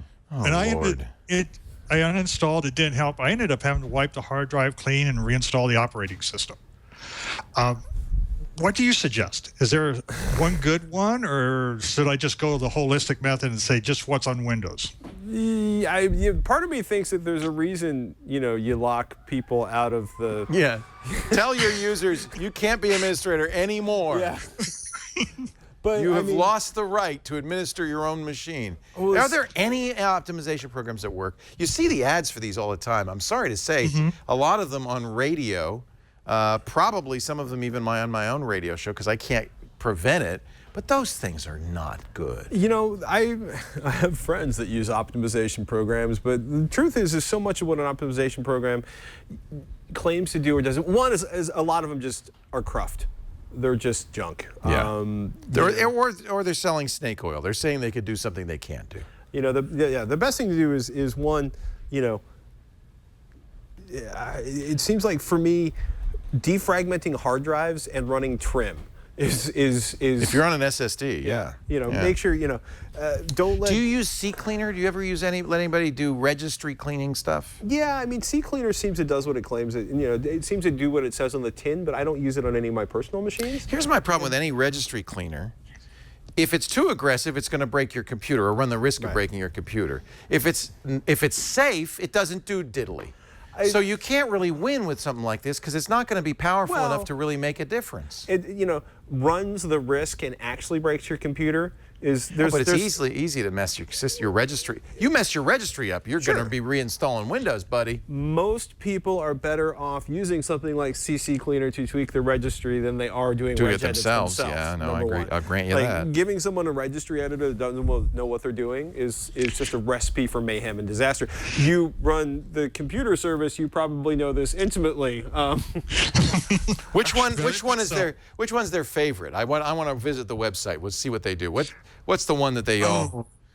I see these ads. I've seen. There's one Fix-It. There's CCleaner. There was a registry cleaner. I've just given up on looking at any specific one. Chat room, give me one of the one that advertised. I don't see those ads as much as I used to, by the way. But give me something that you've seen on radio or TV. There was one, computer running slow. And they were showing some woman who was tearing her hair out because her computer's running slow. And I was looking at it, and I said, that's a Macintosh. They didn't even bother getting a Windows machine for the advertisement. And then magically, their Windows software cleaned up her Macintosh. A lot of people love CCleaner. It is hugely popular. A lot of people run it. Yeah, I don't recommend it. Well, you don't recommend it. Yeah, I'll tell you, because I talk to a lot of newbies on the radio show, right? Here's one. My clean PC. Slow computer. Cleaner means faster. Your computer is not a grease trap. What do you mean cleaner means faster? Well, but we also talk about bit rot or cruft or problems with APIs that we generally solve by wiping the reinstall computer. Windows, right? Yeah, but that's my preferred thing is to get the computer exactly the way I want it, and then to image it, and then to back up my data separately, and then when the machine starts to slow down, to, you know, wipe it and start over again with the image, or to wipe it, start over again, and reinstall Windows. But the, you know, part of the problem is so much of what people think is going to be cleaned up by their Windows optimization tool, just $59.99. My personal favorite are the ones that show up, or like the one that, you know. But this, I saw this on TV, Patrick. Yeah. This must work. I saw it on TV. Yeah. And look, there she is with her Macintosh. Read my lips. No new taxes. Yeah. Well, this computer is so slow, it doesn't do anything. Now, at best, this is going to get rid of malware. If it's an antivirus, it could get rid of malware. But that's just that it. would Like, speed things up, right? I mean, what if you could fix it online? Now you can. No, you can't. No, you can't. Oh, a free diagnosis. What do you think the diagnosis is? Oh, you need My Clean PC. Well, wait a minute, they fixed 1,183 issues. Okay, first, okay, let's set down some ground rules. Number one, if it shows up in a pop-up ad in your browser, do not do it. Do not do it. Do not click yes to remove the terrible virus, or to update your Windows machine, or to update your AV software. And Microsoft does not call you at your house. Okay, let's not confuse people. One, if it shows up in a pop-up ad, don't click install and don't purchase it, and don't give it your credit number. Number one. Number two, how long, you know, are you actually running antivirus or anti-malware, and have you updated it, right? Because that was the worst ones. My wife's friend's computer was running slow. Let me give you an idea of what slow meant on this machine. It took 9 minutes to boot. Okay, something's wrong, definitely. It took 3 minutes to open Internet Explorer. Okay, there's definitely something wrong. And my wife grabbed a disk and, you know, ran an AV tool on it, and comes out about 30 seconds later and says, look, here's the deal. Your computer has syphilis and every other sexually transmitted disease a computer can have. Now is the time you need a flamethrower. Yes. Then a flamethrower is recommended. Well, the friend in question she was talking to was profoundly not technical, and her husband had been spending a lot of time downloading applications off the internet. Her husband was downloading applications. No. He was downloading pirated software. Was the application named Misty? No. Okay. No. He was no. Let me be really clear. Yes. One of the dumbest things you can do is go to an unvetted source and download an application that says, like, you know, get this $500 photo editing program for free. Even, it downloaded, but it also botted his machine. Right. But there were literally, like, you know, there were like 3 different bot, not like cool messaging application, next generation communications like we were talking about a few minutes ago, but actually like zombied his machine and was using it to do nefarious activities on the web. But most of what people run into, you know, if it tells it it's going to make your machine faster, don't download it. You know, how much memory is on your machine? Are you running Windows updates? Are you running security software? How long has it been since you defragged your hard drive? It's amazing how much a simple defrag can do to improve the performance of your machine. If you're running an SSD, is trim turned on? I'll tell you, I'll be very straightforward with you. Because I do deal with this all the time on the radio show. Most of these tools, even defragging and trim, that's not really the problem. First of all, most people should not be buying Windows or Macs. They should be buying Chromebooks. And just stop the insanity. You don't need a general purpose computing machine to answer email and to surf the net. You don't. And if they got Chromebooks, most of these problems wouldn't occur. If they insist on using Windows or Macintosh computers, then probably the best thing to do, in fact, almost always the only thing to do, is to wipe the drive and start over, because you don't know what's on there. You don't know the mess they've put on there. And then when you set them up, you should be really teaching them. This is really the most important thing. You got to teach them the rules of the road, right? You can't download software. You can't just. I have been. Yeah, you have. Yeah. It's really an education process, and antivirus isn't going to save it. You're going to have to teach them to update regularly, not accept software from strangers. Probably shouldn't be running in administrator mode. Right. Probably should be running in a limited or standard user mode. You know, I was talking with Steve Gibson the other day, and actually, I'm of the opinion that a lot of times what people assume is malware, registry corruption, is just a hard drive that's dying. The one moving part in most computers, unless you have an SSD, is a spinning disk. And they die. They die a lot. And a drive that's flaky is going to take forever to boot. It's going to load software and crash. It's just not going to work right. So getting a new hard drive, wiping it off, getting and starting over with Windows, using SpinRite if you have it, or getting a new hard drive could fix a lot of that. I think a lot of things you're blaming on the hard drive dying is just the operating system being crufted up.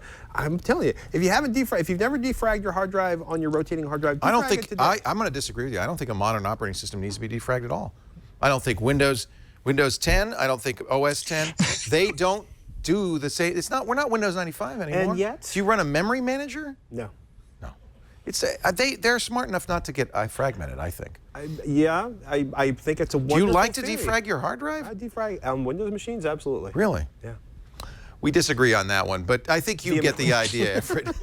Oh, definitely. Yeah, I mean, it's up to you. You're an educator at this point now. And unless you like going over those places and getting rid of all those problems, I think education is number one. Yeah, and don't put that crap, the PC fixer-upper stuff on there. That stuff's terrible. Well, yeah, or maybe, one thing to do is to put together a checklist of things to do before you try to install software. And my tip to you, when you go to these places, bring a giant mug of water because you're going to need it. Maybe some food supplies as well. You're going to be there a long time. I don't do relatives' computers anymore. I tell them, if you insist on buying Windows PCs, you're on your own. I'll support you if you buy a Chromebook. I might support you if you buy a Mac, although Macs nowadays have similar problems. But if you insist on buying a Windows PC, I'm done. Thank you very much. Thank you, Leo. Thank you, Patrick. You know what? It's just nice to know you're not alone, right, Everett? Definitely, especially you get inundated with all these people who want these. Well, that's kind of my point, is that we sold people a bill of goods, I think, in saying get a Windows PC or get a Macintosh. Most people, an iPad is probably what most people should have. I would disagree. Or a Chromebook. Very few people need to edit videos or write computer software. What do you do on a computer that you need a general purpose PC for? That's just trouble. So basically you're saying is you want to shut down the pipeline of opportunity in computing that has afforded us the opportunity. Those people aren't going to do anything smart. Those people are not going to save the world with messaging bots. Those people are why the internet's screwed up. No. Those people should be using Chromebooks. Did you really say those people 3 times? They're not going to change the world. I already know that. Right, Everett? Those people you're talking to are not going to change the world. In fact, the world would be better off if they just got offline entirely. Stop. All right, if you're a gamer, I'll grant you that. If you're a gamer, although most gamers should just buy an Xbox and shut up. But if you're a photographer, a programmer, if you're a video editor, a lot of the things you do, you're right. But you're smart enough not to screw up your computer. How did we get smart? We made mistakes. And then Everett had to fix them. No. Or Everett shouldn't have to do that. Everett wasn't here to fix my machine. Nothing personal, Everett. That's, by the way, why the smartphone might save the world, because the smartphones don't get crufted up. They don't have these problems. You defrag your smartphone. You know why? You know why your phone doesn't get crufted up? Because you change phones every 3 weeks. You never know about the Android update problems because you never use a phone long enough for the operating system to get outdated. I agree. Android has some problems. Hey, Everett, I hope we've helped you. At least we brought a smile to your face. Oh, definitely. You're not alone. What's your T-shirt say? Don't bonk. Okay. Don't get. I was hoping to bonk later tonight, but all right, if you say so. Thank you, Everett. You wanna? When are you coming back? I have no idea. Okay, maybe never. Am I invited back? No, you're always invited back. I'm telling you, we'll get more questions when I can say, oh, Patrick's going to be back in 2 weeks. Actually, who's on next week? Padre. Robert's kind of like Patrick. If you've got a question, here's how you can ask Robert a question or Patrick the next time he's on Watch. Need tech help? The new screensavers are here with answers. Email your tech questions to newscreensavers@twit.tv. He's trying to use a phone for more than 6 weeks. You know who needs a computer? Ben Heck. He needs a computer. We're going to talk to Ben Heck about hardware mods for Halloween in just a bit. But first, I want to tell you about Prosper.com. Tell me about This is something we can all agree on. The worst thing in the world if you need money Two, actually, the worst thing in the world is to go to your credit cards and charge them up. Because what is the interest rate on credit cards? Like 28% or something. It's crazy. It shouldn't even be legal. It's usury. Or you could put on pants, put on a nice necktie, maybe a fedora of some kind, and go to the bank and say, please, sir, could I have some money? And when they laugh you out of the bank, you'll never do that again. There is a better way now, thanks to the internet. It's called prosper.com. And it brings people with money to lend together with people who need to borrow as much as $35,000 in as few as 5 days at a low fixed interest rate. This is so much better. In fact, if you have a lot of credit card debt, the very first thing you should do is go to prosper.com/twit and get a loan and pay off the credit card debt. So you're paying at a low fixed rate instead of that ridiculous high rate credit card. This is the modern way to borrow. For anything you want, pay off your high rate credit cards, fix up your house, plan a vacation, start a business. This is a great place to go. Don't ask Uncle Vinny for money. He'll never let you forget it even after you pay him back. Go to prosper.com. And by the way, you can check your low rate instantly. It will not affect your good credit at prosper.com/twit. Prosper.com. It's very easy to do. Prosper.com/twit. And we thank him so much for changing the way we borrow money. You know Ben Heck. Do you know Ben Heck? I've broken pizza with Ben Heck. See, I've never met him in person. He's awesome. He's been on Triangulation. I'm a huge fan. He is, his video series are the greatest. He sits there in his little lab in Minnesota or wherever the hell it is and comes up with amazing stuff. Where are you, Ben? Oh, am I online now? You're on! Ben Heck, everybody! You were close. It's Wisconsin. Close. It's in the flyover state. Right. People And love it you're when also you say right. that. I do like computers. They are very useful for Yeah. No, you creating need a things. computer. You need a computer. Patrick needs a computer. Most people don't need a general purpose Windows machine. They need a simple Most people thing. don't need to drive, and most people shouldn't have decisions about things like voting or what they're allowed Well, to that's read. true. Leo, I'll agree right? with you on that. Let's fix it now. So, Ben, what are you going to be for Halloween? I don't know. I'm not. Do you trick or treat still? No, I'm actually. There's a lot of things I don't do that don't make me a very good geek, and I'm not really into Halloween actually. I'm going to be Paul Blart Mall Cop. Okay. You have a segue then? I have a Segway. That's pretty much all I have. But I thought that's a good start. And a hat. I have the hat. I have the Chicopee Police Department shirt. I have a little walkie-talkie I can put there, a little black tie, and I have a mustache that I can apply to my face. So I think I'm going to be Paul Blart Mall Cop. It's not scary. It depends on your relationship to mall police. Actually, we're going to do, I think I'm contemplating, because we have a Halloween show in a week. Now, Father Robert is a Jesuit priest, so he's always in costume. He's not allowed, yeah, he's always in costume, and he's not allowed to do another costume, except I was told his collar can be red. For Halloween. For Halloween. Blood red or just red? Yeah, blood red. Ooh, that's scary, right? But I have 3 costumes. I'm going to do costumes. I'm going to be like Carol Channing. I'm going to do costume changes during the show. So, Ben, you're not a Halloween geek. No, I know. It's really weird, right? I know a lot of geeks really love Halloween. I've never really been into it. But you have done projects for Halloween, right? The portal yes, because I find building projects interesting. I've made costumes in the past. I'm just not really into it like I used to be. When I was in my 20s and I'd like to go out, to the bar and stuff on Halloween, because if you've heard in Madison, Wisconsin, the State Street Halloween thing is just nuts. Oh, boy. It got so bad they had to actually charge you money to walk onto the public street. Wow. Because it got so nuts. Yeah, there was like tear gas every year and looting and violence. That's scary. Or fun. But up until our time when that happened, it was killer because it was just jam-packed with people. So, yeah, I mean, 15 years ago, I enjoyed doing that, but now I am old. Well, are you, so maybe we shouldn't have had you on the show because, we were All right, bye. we were going to talk about Halloween. Thank you, Ben Heck. We talked about Halloween. We did a recent episode where we built some Halloween props or showed people how they build their own Halloween props. So you're just we can definitely talk about it. And forcing yourself to do Halloween. Oh, no. I enjoy building things. I just personally don't get into it. Does that make sense? Yeah. Oh, yeah. I saw this video where you turn yourself into a bug, but he doesn't get into it. I don't know. It's just kind of a. When I was a kid, I was more into like robots and stompers and transformers instead of like werewolves and zombies. So, so awesome. Isn't that a great? This is even though I'm working on a horror movie, I'm not into Halloween. I know it's strange. What are you doing? Are you working on props for the horror movie? What are you doing? That's kind of how it got started, but I'm actually doing story. Oh, nice. But, yeah, it's something that we're working on in the background, and then. As you know, I'm also working on a Rob Zombie pinball machine now, which I guess is kind of Halloween-y, right? Yeah. But personally, I don't really get into it. It's not like for religious reasons or anything. I just don't care.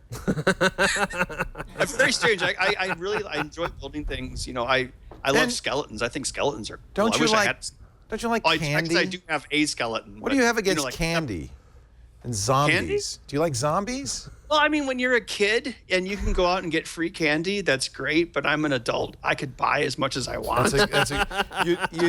But you did with the prank candy bowl. Mm-hmm. You did. Oh yeah. See, all right. Tell us about that. Okay, so prank candy bowl. So it was like, hey, we need to do a Halloween episode, which is usually everything's themed, and we're like, okay, what can we build? And I'm like, well, I remember when I was a kid, like, yes, and it was all I don't know. It's always fun to like scare kids, Right. Like they're like, like so much is so soft. So I'm like, what would really scare a kid or a cat, or I suppose, or a dog? Cat would probably be more scared. Anyway, our gag was we made this candy bowl we bought like a cheap card table, and we put a slit in it, so it was kind of like spring loaded, almost like a mouse trap. And once you got close enough, it had like a proximity sensor and a microcontroller. It would rotate a cam, and then the candy bowl would violently jerk away from you once you got close enough to touch it. So it's about 2 feet, I think. Everything should have a proximity sensor and a microcontroller in it. Did you? I always wondered, did you put this out on your front porch for Halloween? Did you actually use it? No, because I don't even bother getting candy. Oh my God! You're that guy that turns off the lights and draws the curtains and says, "Don't make any noise. They won't think we're home." You're that guy? I don't. It's weird. When I was a kid, I remember whatever day of the week Halloween was on, that's when we would go. I mean, I would trick or treating back in the 80s. Like we were Ghostbusters, like 3 consecutive Halloweens in a row. So yes, when I was like 11, I would make like a cardboard proton pack and then reuse it because, cardboard was expensive. We didn't have any money. Cardboard, So yes, I used to be into it. But yeah, again, like, I don't know. I don't even really know nowadays. It's like, there's like a schedule like, oh, the Halloween official trick or treat night is the Saturday before Halloween. It's like, I don't have kids either, so that makes me doubly not care. Well, if you keep this up, you're never having kids. They won't be. That's fine. Isn't that how you get kids? You put candy on the front step, and then they. Oh, that's awful sounding. How about is the Rob Zombie the America's Most Haunted? Is that something else? The pinball game? Oh yeah, that's true. I guess I made an entire pinball machine about ghosts. See, I know more about your Halloween career than you do. You spent 3 years doing CAD and industrial design and programming on a ghost pinball machine, and you don't give a crap about Halloween because it's like, you're just done with Halloween. Well, kind of. Yeah. No, but we did America's Most Haunted, which was the theme. It was a pinball machine with a theme of kind of a humorous ghost hunting. Like on television, it's like 90% of cable now, right? It's ghost hunting TV shows. And, they should do a ghost hunting / chef show. So it's like Gordon Ramsay looking for ghosts. And it's like, you couldn't even scare my dog. That's what I'd say to the ghost, to be mean. Anyway, we spent a couple years on that. And then that was the first game, and that's being built now. And then the next game we're making is based off Rob Zombie. And we thought about making like kind of I don't want to say spoof, but make a kind of meta where it's like you're trying to, be in his band, and like you started as roadie and then you work your way up to tour manager, and he's like, no, I want horror. Okay. It's like blood. I don't think. Oh wait, no, there are skeletons in it. Good, because how did you learn how to design pinball games? That seems like a specialty, kind of a special skill. Well, my backstory is I was a graphic artist. That was my day job long ago, before I started getting into electronics. So I actually, for, I don't know, 20 years, I've been working with, computer-aided design, CNC machining, things like that. So the physicality of it, or, taking designs and turning them into real things, that part wasn't so difficult. So I kind of segued into that, and I wasn't very good at it at first, although I got better. And so the evolution of the pinball machine over the years, I've learned a lot, and I've got to hang. I'm in the Midwest is where all that's built. All the companies are here, so I've actually learned a lot from a lot of the old guard. It's awesome. Really a specialty, isn't it? I mean, because there's a culture. There's almost a culture. You can't. I mean, you could do anything, but they there's certain expectations, I would guess. With a pinball? Yeah. Yeah, I've had to learn a lot about it. I mean, I'm kind of young for a pinball fan. They're usually older than me. Well, we think about the demographic of who's going to buy it. But yeah, we've learned a lot, and I definitely find out what people don't like. They're like, "Oh, you can't do this," and we want to see all the scores and blah blah blah. It's like, oh god, it's like nothing's ever going to change. They want to see the scores. These people, they're just demanding like all the scores simultaneously on the screen, so they can observe their score versus the person currently playing. But then I would rather have the screen displaying like, here's what to do next, like kind of like shoot this next, like information, because the majority of people that are going to be playing it aren't in a tournament. They don't really care about all four scores at all times. Right. They would like to know what to do and like get their 50 cents or 75 cents or whatever it is. That's pretty scary. Get their money's. That looks good. I like that. That is amazing. What are you guys looking at? Well, you can't tell, can you? We're looking at the Ghost, America's Most Haunted. It really. Oh, okay. That looks cool. Well, don't put it on the screen because we don't want to lose a connection again. That would be boring. So have you already done your Halloween show, or is that's coming up? Well, we already shot it. We have to shoot like a month out. Really? We don't get things live like you. Oh yeah. Well, because think about it. You want your things to actually work. Stuff like that. Well, right. Okay, I guess I'll take it from the beginning forward. We come up with a concept, usually like 3 or 4 months in advance, and then Halloween. We always know Halloween is coming. And then we have to figure out what it's going to be, and then we figure out how we're going to do it, and then we actually do tests. So we're usually working 3 or 4 episodes at a time, or 3 or 4 projects. We work on tests and have a technical assistant, Felix Gardner, who's on the show as well. So, he might be he's a good Linux guy, so he might be working on the operating system while I'm working on the mechanical part of a camera or something. So, we'll test ahead of time, just basically to make sure our idea will at least work. Because in the past, we would sometimes get in the weeds where we would get right up to the episode. I'm sorry? That's never happened. We had a conversation. No, we had a conversation about this one day, and I was like, yeah, you go to shoot, and the thing won't work, and that breaks, and you got to like drive 3 states away to buy the right value resistor to make it run. Right. So a lot of times we basically do everything twice. We make sure that everything, at least the basic concept's going to work. For instance, next week we're filming that one's coinciding with Fallout 4.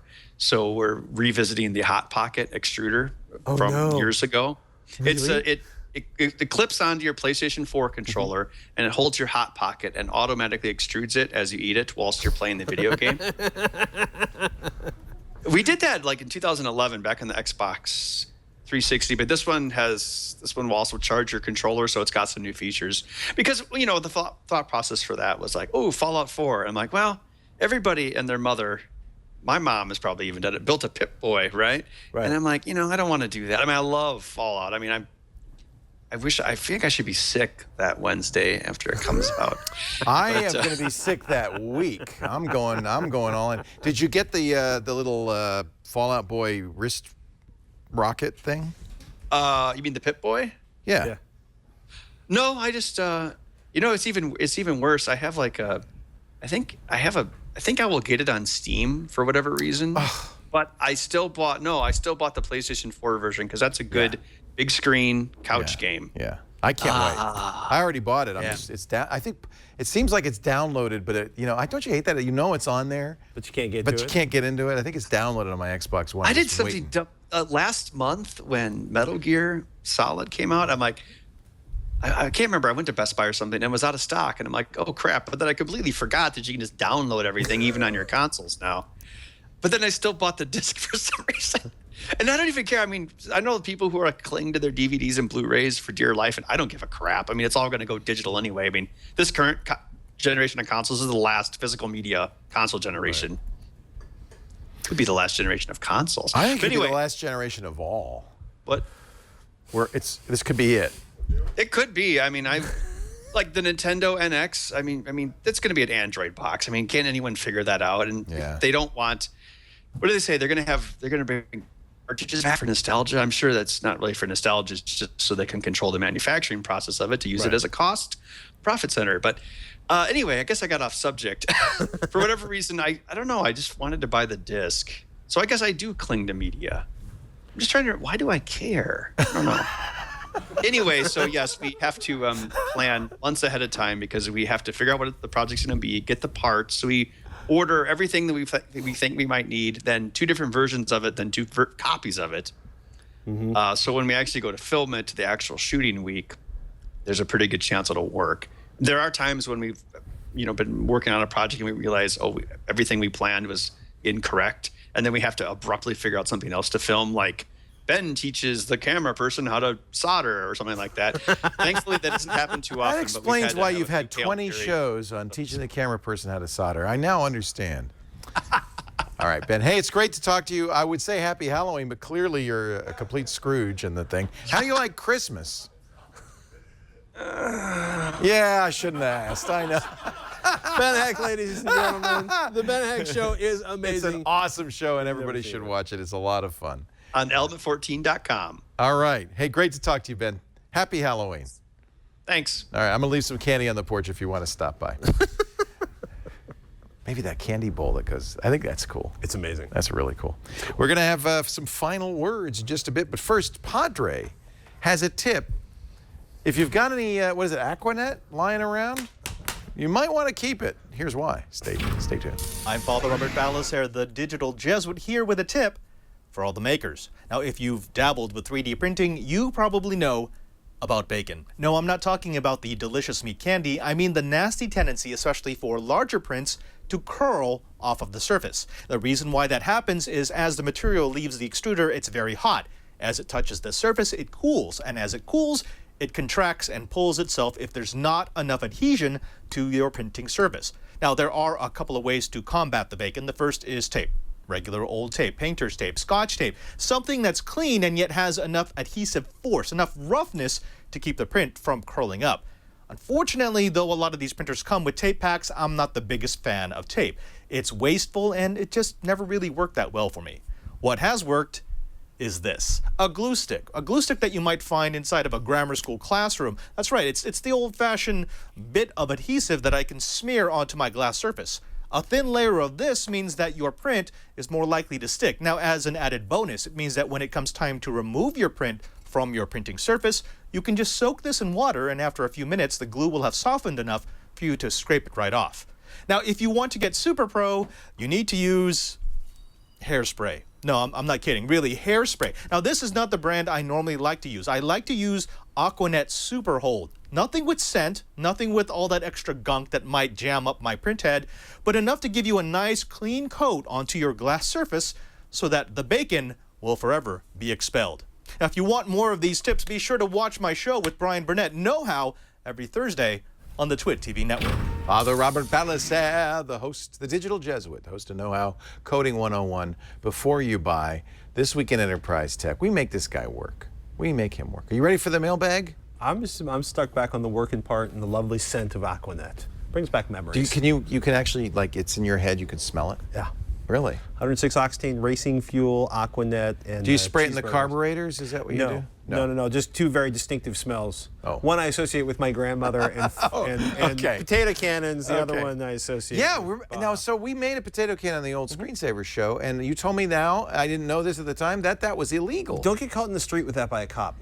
But the nice thing is, pneumatic potato cannons are much more powerful, will throw much heavier projectiles, much farther, completely legal in the state of California. Oh, and have you, do you have a show on how to make one of those? We did one, yes. Okay. Yes. Techthing.com, techthing, T-E-K, thing.com for Patrick's show. Thank you. And now, the mailbag. Look out! Ow! Actually, it's a mailbox. Every week. We just haven't gotten around to renaming it yet. The mailbox, the mail.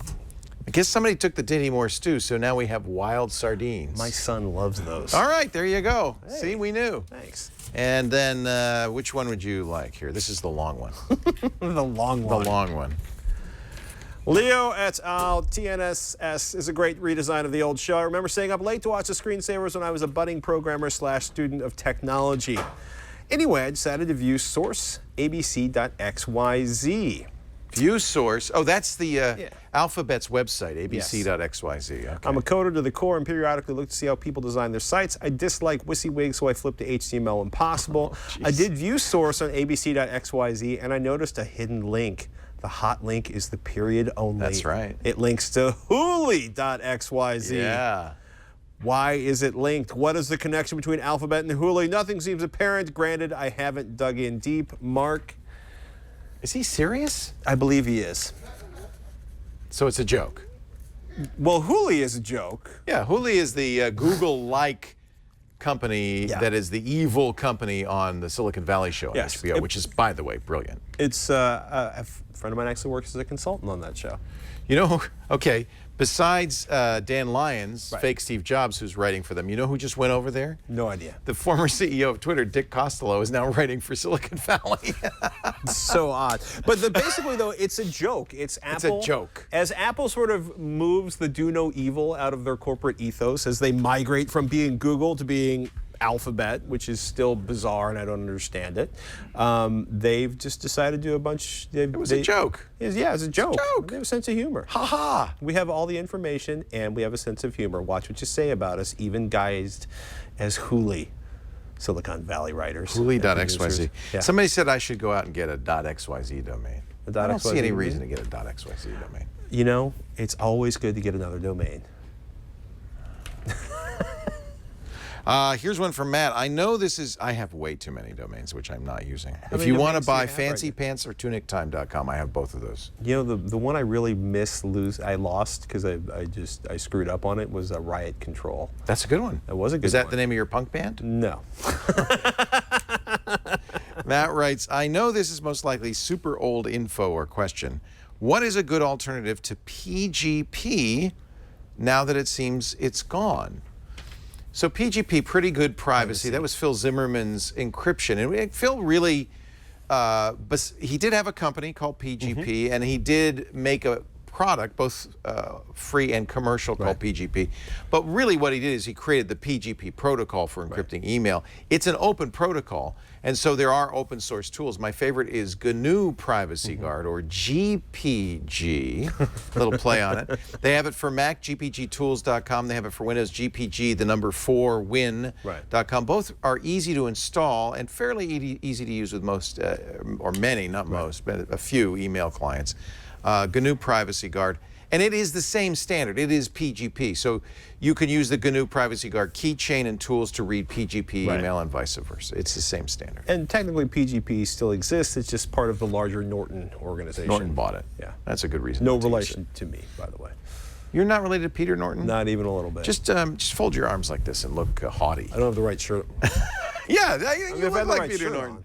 I always thought you might be related to him. If he's related, it's way back. Back in the English Nortons. In the old Patrick, always a pleasure to see you. Pleasure to be here. Anything you want to plug? Tech Thing, of course. Tech Thing. Actually, I want to give a shout out to. I meant to show this when we were talking about Raspberry Pi. I was looking at this. This is beautiful. This isn't even their fanciest one. This is one of the zebras. C4labs.net. They make Raspberry Pi and Arduino.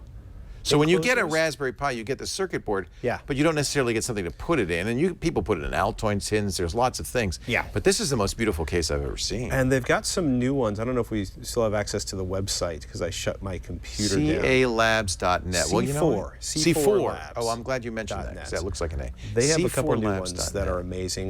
They sell them on the website. They sell them on Amazon.com. You know what I like about it? It's plexi, but it's also wood. Well, they do. They have ones that are all plexiglass zebras. Then they started doing wood, bamboo, and other materials in the enclosures. Oh, that's cool.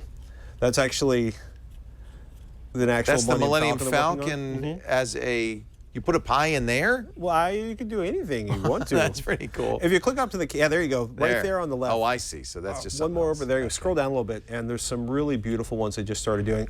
The Invasion and the Rebel.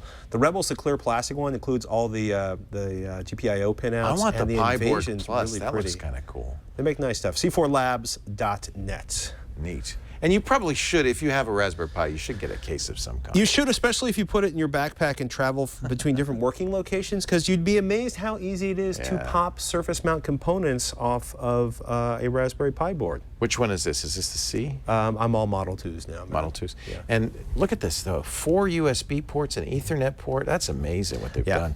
And that has HDMI on it, too, right? Yes. Yeah. Micro SD card slot. Full-size HDMI. Wow. That's exciting. One of the things we're looking forward to doing on Tech Thing later this year is the new chip PC, the $9 PC. I ordered that. Yeah, we had them on earlier. I ordered one. I'm looking forward to getting mine. That was a Kickstarter project.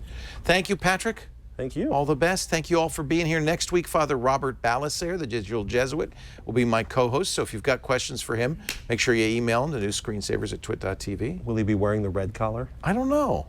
It's Halloween. I don't know. I don't know. Thanks for being here. We'll see you next time. Bye-bye on the New Screensavers. Take care. Yay! Yay!